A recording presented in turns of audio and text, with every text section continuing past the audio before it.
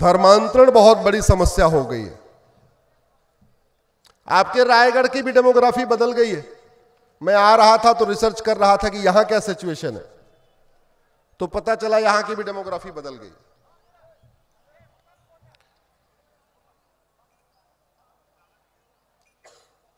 अगर आपके परिवार में कोई गुस्से में घर छोड़ के चला जाए तो आप क्या करते हो? पुलिस में कंप्लेन करते हो, और उसको ढूंढ के लाने की जिम्मेदारी किसकी है? जोर से बोलिए। पुलिस की। पुलिस की मतलब सरकार की, ठीक है ना? अगर कोई गुस्से में नहीं गया, मेले में गायब हो गया, भीड़ में गायब हो गया, तो भी उसको ढूंढ के कौन लाता है? आप भी ढूंढते हो, वो भी ढूंढते, दोनों ढूंढते, आप भी ढूंढते रहते हो। जैसे इस समय प्रयाग में कुंभ मेला लगा हुआ है, कोई जा पाया कि नहीं जा पाया कुंभ में?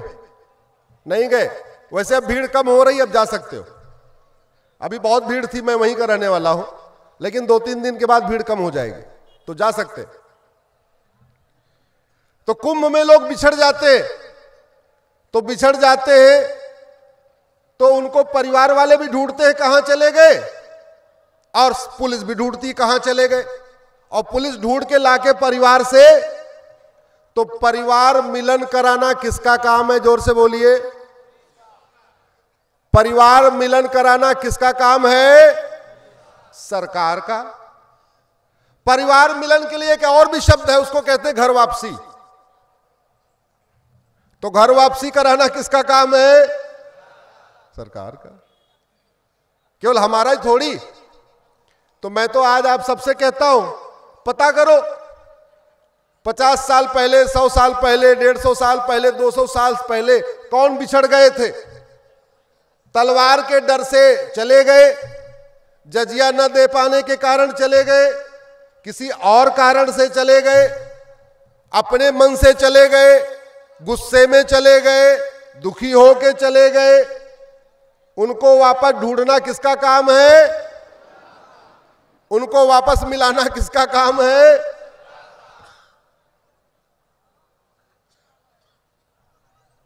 धर्मांतरण को रोकना बहुत जरूरी है। और क्यों जरूरी है इसको समझिए। भारत चलता है संविधान से। संविधान में आर्टिकल 25 में फ्रीडम ऑफ रिलीजन है, लेकिन उसमें लिखा हुआ है जो रिलीजन है वो पब्लिक ऑर्डर के खिलाफ होना नहीं चाहिए, नफरत फैलाने वाला नहीं होना चाहिए, दूसरों को कष्ट पहुंचाने वाला नहीं होना चाहिए, दूसरों को दुख देने वाला नहीं होना चाहिए, भाईचारा फैलाने वाला होना चाहिए। तो अगर कोई रिलीजन दूसरों को दुख पहुंचाता है, किसी को कष्ट पहुंचाता है, किसी को परेशान करता है, उसको भारत में फलने फूलने की इजाजत दी जा सकती है क्या? नहीं। आज भारत में प्रतिदिन 1000 बेटियां धोखे का शिकार हो रही हैं। 1000 प्रतिदिन। आप उसको, बहुत सारे लोग उसको लफ्ज़-ए-हाथ भी कहते हैं, लेकिन 1000 बेटियां धोखे का शिकार हो रही हैं पर डे। 10,000 हिंदुओं को धोखा देके, लालच देके, साम दाम दंड भेद द्वारा स्कूल में एडमिशन का लालच देके, हॉस्पिटल में इलाज का लालच देके उनको कन्वर्ट किया जा रहा है प्रतिदिन। और ऐसे रिलीजन में कन्वर्ट किया जा रहा है जो संविधान के वैल्यूज को मानता ही नहीं है। ऐसे रिलीजन में कन्वर्ट किया जा रहा है जो इक्वलिटी को मानता ही नहीं, जस्टिस को मानता ही नहीं, जहां बोलने की आजादी नहीं है, जहां सोचने की आजादी नहीं है, जहां लिखने की आजादी नहीं है, जहां तर्क करने की आजादी नहीं है। भारत के कॉन्स्टिट्यूशन के प्रीएम्बल में लिखा है liberty of thought, liberty of expression, liberty of belief, liberty of faith, liberty of worship. फिर भी विदेशी रिलीजन में कन्वर्ट किया जा रहा है। जो भारत में पंथ है और जो विदेशी पंथ है उनमें अंतर आप समझिए। जो भारत के अंदर पंथ है, जैन, बौद्ध, सिख, ये सबको एक समान मानते हैं।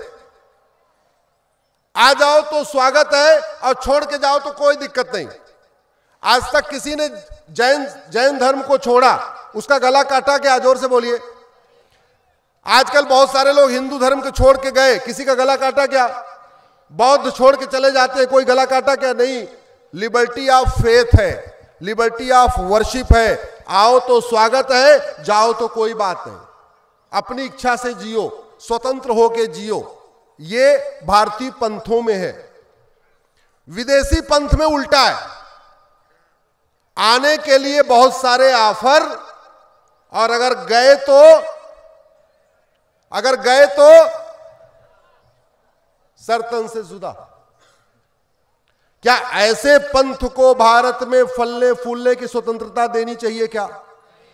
मैं आज बहुत जिम्मेदारी के साथ भारत के सभी माननीय सांसदों से, माननीय विधायकों से, माननीय जजों से पूछता हूं, जो रिलीजन डेमोक्रेसी को नहीं मानता, क्या उसको भारत में फलने फूलने की इजाजत दी जा सकती है क्या? जो रिलीजन लिबर्टी ऑफ थॉट को नहीं मानता, क्या उसको भारत में फलने फूलने की इजाजत दी जा सकती है क्या? जो रिलीजन लिबर्टी ऑफ बिलीफ को नहीं मानता, लिबर्टी ऑफ फेथ को नहीं मानता, लिबर्टी ऑफ वर्शिप को नहीं मानता, क्या उसको भारत में फलने फूलने का अवसर दे सकते हैं क्या? जो रिलीजन जेंडर जस्टिस को नहीं मानता, जेंडर इक्वलिटी को नहीं मानता, महिला पुरुष को एक समान नहीं मानता, माता पिता को एक समान नहीं मानता, पति पत्नी को एक समान नहीं मानता, भाई बहन को एक समान नहीं मानता, क्या उसको भारत में फलने फूलने की इजाजत दी जा सकती है क्या? जो भारत राष्ट्र प्रथम को नहीं मानता, क्या उसको फलने फूलने की इजाजत दी जा सकती है क्या? जो रिलीजन भारत छुआछूत को प्रमोट करता है, उसको फलने फूलने की इजाजत दी जा सकती है क्या? जो रिलीजन तर्क करने को इजाजत ही नहीं देता, वेदों पे इतना तर्क हुआ, किसी का गला कटा क्या? हमारे भगवत गीता पे कितने तर्क हो चुके हैं, कितनी चौपाइयों पे तर्क होता है, किसी का गला कटा क्या आज तक? हमारे रामायण पे एक चौपाई है, ढोल गंवार शूद्र पर सुनारी। हालांकि उसका अर्थ कुछ अलग है, लेकिन उसके बारे में इतने सारे तर्क वितर्क हुए, किसी का गला काटा क्या? नहीं। मनु स्मृति पे इतने तर्क वितर्क होते हैं, किसी का गला काटा क्या? नहीं। हमारे यहां तो शास्त्रार्थ को तर्क करने का लोग स्वागत करते हैं, आओ खुले में तर्क करो। क्या विदेशी रिलीजन के किताबों के किसी आप पन्ने पे, किसी लाइन पे तर्क वितर्क कर सकते हैं क्या? आप उस पे उंगली उठा सकते हैं क्या? और अगर उंगली उठाएंगे तो सवाल यह है कि क्या ऐसे रिलीजन को, ऐसे मजहब को, ऐसे पंथ को भारत में फ्रीडम ऑफ रिलीजन दिया जा सकता है, जो न सोचने देता है, न बोलने देता है, न लिखने देता है, कोई आजादी नहीं देता? इस पे चिंतन होना चाहिए, इस पे चर्चा होनी चाहिए। और एक बात और, धर्मांतरण की पूरी फंडिंग खाड़ी देशों से हवाला के जरिए आ रही है और वेस्ट पश्चिम देशों से एफसीआरए के जरिए आ रही है। पूरी की पूरी फंडिंग, बड़े पैमाने पे फंडिंग हो रही है। आज की डेट में धर्मांतरण कराना एक अच्छा खासा प्रोफेशन हो गया है। धर्मांतरण कराने वाले हर महीने 5-6 लाख रुपए कमा रहे। एक परिवार को कन्वर्ट करने का 1 लाख रुपए मिलता है, तो महीने में अगर एक परिवार कन्वर्ट किया तो 1 लाख, महीने में 2 परिवार कन्वर्ट किया तो 2 लाख, महीने में 3 परिवार कन्वर्ट कर लिया तो 3 लाख। कुछ एक तो ऐसे हैं जो 5-5, 8-8 परिवार कन्वर्ट कर लेते हैं। ये सबसे बड़ा, जब तक फंडिंग नहीं बंद होगी तब तक धर्मांतरण नहीं बंद होगा। जब तक कठोर कानून नहीं बनेगा तब तक धर्मांतरण नहीं बंद होगा। धर्मांतरण से राष्ट्रांतरण होता है, धर्मांतरण से हमारे त्योहार बदल जाते हैं, धर्मांतरण से हमारे विचार बदल जाते हैं, धर्मांतरण से हमारी सोच बदल जाती है, धर्मांतरण से हमारी सभ्यता बदल जाती है। इसलिए धर्मांतरण को रोकना बहुत जरूरी है। धर्मांतरण रोकने के लिए हमारे पूर्वजों ने कितना बड़ा बलिदान किया। धर्मांतरण रोकने के लिए छत्रपति शिवाजी महाराज ने कितनी लड़ाइयां लड़ी। धर्मांतरण रोकने के कारण संभाजी महाराज को किस तरीके से तड़पा के मारा गया। धर्मांतरण रोकने के लिए हमारे पेशवाओं ने अपना बलिदान दे दिया। धर्मांतरण रोकने के लिए गुरु तेग बहादुर जी ने अपना गर्दन कटवा दिया। धर्मांतरण रोकने के लिए गुरु ग्रंथ साहिब गुरु गोविंद सिंह जी ने अपना पूरा परिवार बलिदान कर दिया। दुर्भाग्य देखिए देश का कि आज तक धर्मांतरण रोकने के लिए देश में कभी कठोर कानून बनाया ही नहीं गया। पॉलिटिकल पार्टियां रोज प्रेस कॉन्फ्रेंस करती है, लेकिन मीडिया कभी भी नेताओं से धर्मांतरण पे सवाल ही नहीं पूछता। कल मैं पुणे में था और पुणे में कार्यक्रम था, मुख्यमंत्री जी आए थे। मैंने सोचा कि पत्रकार वार्ता हो रही है, कोई पत्रकार ये पूछेगा मुख्यमंत्री जी से कि महाराष्ट्र की डेमोग्राफी बदल रही है। डेमोग्राफी बदलने का 5 कारण है: लव जिहाद, ड्रग जिहाद, घुसपैठ जिहाद, धर्मांतरण जिहाद, जनसंख्या जिहाद। इस पे सरकार क्या कदम उठाने वाली है? पूरी की पूरी पत्रकार वार्ता खत्म हो गई, किसी पत्रकार ने यह सवाल पूछा ही नहीं। न संसद में इस पे चर्चा हो रही है, न विधानसभा में चर्चा हो रही है। मैं अपने हिस्से की लड़ाई लड़ रहा हूं। मैंने सुप्रीम कोर्ट में PIL फाइल किया है और मांग किया है कि धर्मांतरण को राष्ट्र की सुरक्षा के लिए खतरा घोषित किया जाए। मैं आपसे पूछता हूं, यह धर्मांतरण हमारे राष्ट्र की सुरक्षा के लिए खतरा है कि नहीं? और जो राष्ट्र की सुरक्षा के लिए खतरा होता है, उससे निपटने के लिए हमारे पास एक कानून है जिसको कहते हैं NSA। आपने भी सुना होगा, नेशनल सिक्योरिटी एक्ट उसको कहते हैं। लेकिन आज तक सरकारों ने पुलिस डिपार्टमेंट को, कप्तान को, थानेदार को कहा ही नहीं कि अगर कोई आदमी धर्मांतरण कराता है, कोई धर्मांतरण कराने वालों की मदद करता है, उस पे NSA लगाओ। धर्मांतरण देश की एकता अखंडता के लिए खतरा है, और जो देश की एकता अखंडता के लिए खतरा होता है, उससे निपटने के लिए एक ऑलरेडी कानून है, उसका नाम है UAPA। आपने सुना भी होगा। लेकिन आज तक पुलिस डिपार्टमेंट को सरकारों की तरफ से कहा ही नहीं गया कि जो लोग कन्वर्जन कराते हैं और जो कन्वर्जन कराने वालों की मदद करते हैं पैसा देके या किसी भी तरीके से, इनके खिलाफ UAPA लगाओ। धर्मांतरण एक वेजिंग वॉर है। ये बाबर, हुमायूं, तुगलक, गजनी, गौरी, खिलजी, औरंगजेब यहां सत्ता के लिए नहीं आए थे, यहां राज करने नहीं आए थे, वो यहां धर्मांतरण कराने आए थे। सत्ता तो उनके लिए एक साधन था। अगर सत्ता उनका लक्ष्य होता तो जैसे उनको सत्ता मिल गई, वो धर्मांतरण नहीं कराते, आराम से सत्ता में बैठ के सत्ता सुख भोगते। उन्होंने सत्ता सुख भोगा क्या? वो लड़े। क्यों लड़े? धर्मांतरण कराने के लिए। धर्मांतरण अपने आप में एक वेजिंग वॉर है। लेकिन राज्य सरकारें पुलिस डिपार्टमेंट को यह नहीं कह रही है कि धर्मांतरण कराने वालों और उनके मददगारों के खिलाफ वेजिंग वॉर की धारा लगाई। धर्मांतरण से बड़ा कोई देशद्रोह नहीं है। भारत के लोगों को, जो भारत की संस्कृति को मानते हैं, वसुधैव कुटुंबकम को मानते हैं, सर्वमंगल मांगल्य को मानते हैं, नारी तू नारायणी को मानते हैं, उनको विदेशी पंथ में कन्वर्ट कर देना, इससे बड़ा कोई देशद्रोह हो सकता है क्या? और देशद्रोह के लिए कानून है। लेकिन राज्य सरकारों ने कभी भी पुलिस डिपार्टमेंट को कहा ही नहीं कि धर्मांतरण कराने वाले मिशनरियों, जिहादियों और उनके मददगारों पे देशद्रोह लगाओ। धर्मांतरण एक संगठित अपराध है, एक व्यक्ति नहीं करता। कोई उनको जगह देता है, कोई पैसा देता है, कोई गाड़ी देता है, कोई लिटरेचर देता है, एक कई लोग मिलके करते हैं। और जो ऑर्गेनाइज क्राइम है, उससे निपटने के लिए हर राज्य सरकार के पास अपना अपना कानून है। जैसे महाराष्ट्र के पास मकोका है, आपने मकोका के बारे में सुना होगा ना।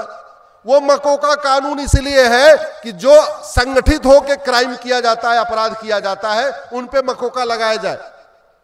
महाराष्ट्र में इतना धर्मांतरण हो रहा है, महाराष्ट्र के हर जिले में धर्मांतरण हो रहा है, धोखे से हो रहा है, साम दाम दंड भेद द्वारा हो रहा है। पिछले 5 साल में 1 लाख महाराष्ट्र की बेटियां गायब हो गई। किसी पे मकोका लगा क्या? जोर से बोलिए। नहीं। मैं महाराष्ट्र की इस पवित्र भूमि से कहता हूं, आप धर्मांतरण कराने वाले मिशनरियों, जिहादियों और उनके मददगारों पे 5 धाराएं लगाओ। एनएसए लगाइए, यूएपीए लगाइए, वेजिंग वॉर लगाइए, देशद्रोह लगाइए और मकोका लगाइए। धर्मांतरण कराने वाले मिशनरियों, जिहादियों, उनकी मददगारों की 100% प्रॉपर्टी जब्त करिए, उनकी नागरिकता खत्म करिए, उनको आजीवन कारावास देना शुरू करिए। 6 महीने के अंदर महाराष्ट्र से सारे मिशनरी भी भाग जाएंगे, सारे घुसपैठिए भी भाग जाएंगे, सारे धर्मांतरण कराने वाले भी भाग जाएंगे। एक बात याद रखिएगा, डॉक्टर बहुत अच्छा हो लेकिन दवाई घटिया हो तो बीमारी ठीक होगी क्या? ड्राइवर बहुत अच्छा हो और गाड़ी गड़बड़ हो, यात्रा सुरक्षित होगी क्या? मिस्त्री बहुत अच्छा हो लेकिन सीमेंट बालू घटिया हो, घर सुरक्षित होगा क्या? ऐसे शासक बहुत अच्छा हो लेकिन जब तक नियम कानून कठोर न हो, नियम कानून खौफ पैदा करने वाला न हो, तब तक देश सुरक्षित नहीं होता, तब तक राज्य सुरक्षित नहीं होता, तब तक संस्कृति सुरक्षित नहीं होती। आखिर क्या कारण है चीन में धर्मांतरण नहीं होता? क्या कारण है सिंगापुर में धर्मांतरण नहीं होता लेकिन भारत में धर्मांतरण होता है? ऐसा नहीं कि चीन, जापान, सिंगापुर के प्रधानमंत्री और राष्ट्रपति हमारे प्रधानमंत्री राष्ट्रपति ज्यादा अच्छे हैं, बस अंतर यह है उनका कानून अच्छा है। धर्मांतरण रोकना बहुत जरूरी है। और एक और मैं आपको खतरा बता रहा हूं, बहुत तेजी के साथ फैल रहा है, आपके महाराष्ट्र में भी फैल रहा है। भारत में वैसे तो 28 राज्य हैं, 8 केंद्र शासित प्रदेश हैं, लेकिन भारत को बचाने में, भारत की संस्कृति को बचाने में, भारत को मुगलों से बचाने में, भारत को अंग्रेजों से बचाने में 2 राज्यों का बहुत ही महत्वपूर्ण योगदान था। एक महाराष्ट्र और दूसरा पंजाब। पंजाब को उन्होंने नशे के आगोश में ले लिया और पंजाब में कन्वर्जन कराना शुरू कर दिया। 25% पंजाब लगभग कन्वर्ट हो चुका है। अब वो खेल आपके महाराष्ट्र में चल रहा है। महाराष्ट्र में इसलिए चल रहा है कि जो सनातन धर्म की रक्षा के लिए सबसे बड़ी लड़ाई शुरू हुई, वो कहां शुरू हुई? आपके महाराष्ट्र से। छत्रपति शिवाजी महाराज ने शुरू किया। आज पूरी महाराष्ट्र की डेमोग्राफी बदलने की तैयारी चल रही है। डेमोग्राफी बदलने में एक बड़ा योगदान होता है धर्मांतरण का, वो खूब चल रहा है। डेमोग्राफी बदलने के लिए क्या करना होता? घुसपैठ कराई जाती है, घुसपैठिए खूब आके बस रहे। ऐसा कोई जिला नहीं है जहां आपके महाराष्ट्र में घुसपैठिए नहीं आके बस गए बांग्लादेश के। एक और खेल चल रहा है, वो है ड्रग जिहाद का। बड़े प्लान्ड वे में स्कूल में, कॉलेज में, यूनिवर्सिटीज में ड्रग फैलाई जा रही है, ड्रग बांटी जा रही है और उस ड्रग में नपुंसकता की दवाइयां मिलाई जा रही है। हमारे यंग बच्चे भी ड्रग एडिक्ट हो रहे हैं और यंग बच्चियां भी ड्रग एडिक्ट हो रही हैं। नतीजा यह हो रहा है, इंजीनियरिंग कॉलेज में जा रहे हैं, मेडिकल कॉलेज में जा रहे हैं, लॉ करने जा रहे हैं, वहां ड्रग का कारोबार चल रहा है, उस ड्रग में फंस जा रहे हैं। और जब 2-3 साल ड्रग ले लेते हैं तो लड़के नपुंसक हो जाते हैं और लड़कियां बाज हो जाती हैं। आज की डेट में एक नया फैशन आपने सुना होगा, लड़का इंजीनियरिंग करके निकला, बोला हम शादी नहीं करेंगे। ऐसा सुनते रहते होंगे आप। मेडिकल करके निकला, बोला हम शादी नहीं करेंगे। ऐसा नहीं, उसको शादी की इच्छा नहीं है, वो शादी के लायक बचा ही नहीं, नपुंसक हो चुका है। लड़की कह रही है मैं भी शादी नहीं करूंगी क्योंकि उसको समझ में आ गया उसने इतना ड्रग ले लिया है, अब वो बच्चे उससे नहीं हो सकते। और मान लो शादी कर भी लिए, लड़का नपुंसक हो गया, लड़की बाज हो गई, बच्चे नहीं पैदा होंगे, आईवीएफ टेक्नोलॉजी यूज करेंगे। आईवीएफ में तो वैसे लूले लंगड़े बच्चे पैदा होते, इसलिए घट रहे हैं। और अगर हम घटेंगे तो कटेंगे। जोर से बोलिए, घटेंगे तो